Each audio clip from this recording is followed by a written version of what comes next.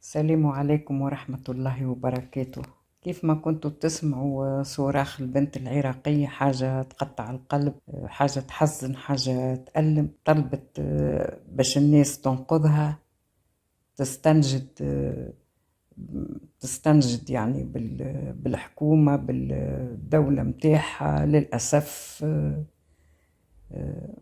تحياتي لمن تنادي ما سمعوهاش، إلى أن معناها مشيت ضحية تقاليد بالية. بطبيعة الحال ما جيتش باش نسرد القصة متاع هالبنت المسكينة هذه، لأنه تقريبا جل مواقع التواصل الاجتماعي حكاوا عليها، إنما حبيت نوضح معاناة المرأة العراقية نتيجة تقاليد عشائرية بالية.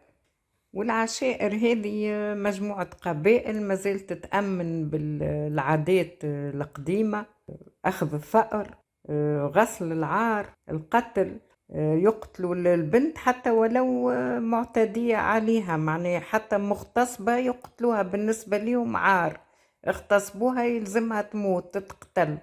وهذه من الحاجات معناها سيئة جدا، معناها ظلم وقهر.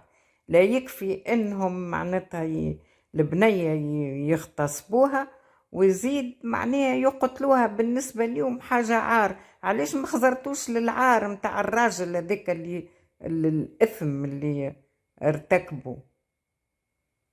مثلا كما نشوفوا البنية طيبة، ما فماش داعي لقتلها، ما فماش حاجة مبرر للجريمة اللي ارتكبها بوها. بالعكس، ولده هو اللي عمل الجريمة، ومفروض هو اللي يتقتل مش بنته تتقتل. يعني أب اللي يوصل ينزع من قلبه الرحمة ويقتل بنته بحجة غسل العار، بينما هو غارق في العار، هو غارق في الفساد.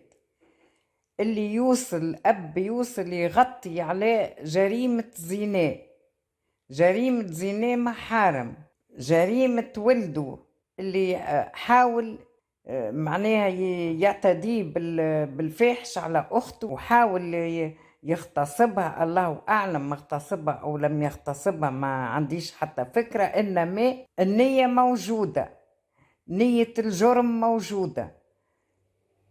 من المفروض ولده هو اللي يتعاقب مش بنته، وأسباب هروبها عندها الحق، من حقها باش تهرب.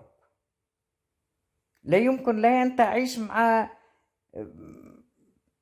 في عائلة فاسدة، معناها الأب والأم يغطيوا على ولدهم الفاسد، مفروض يتعاقب. انتم بالعكس ما غسلتوش العار، انتم عملتوا العار، انتم العار بنفسه باش يقعد ملازمكم مدى الحياة، لأنكم قتلتوا بنت بريئة مشات ضحية الجهل متاعكم وضحية الفساد متاعكم اللي حاولتوا تغطيوا على جريمة زنا محارم. وهذا أكبر عار، وهذا أكبر عار إنكم غطيوا على جريمة زنا محارم. ومن المفروض خوها هو اللي يتعاقب.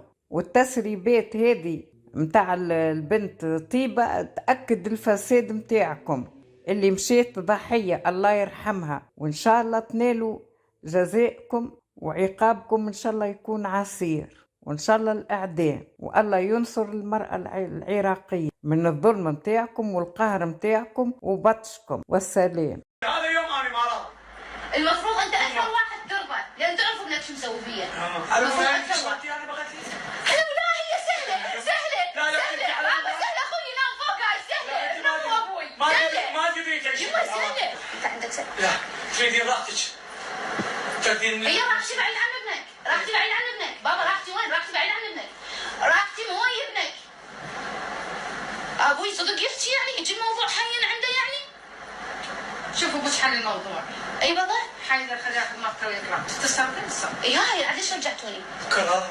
ترجعوني ليش؟ يطلع ما حد يقرا. ترجعوني ليش؟ ما ترجعوني ليش؟ رجعت تتحمل. ابوي بنفسه اللي قال اني ادري كرار مسويها ومتحرش بيك، وانت بنفسك قلتوها، بس قلتوا نتناسى. قلتوها لو لا يمه؟ قلناها.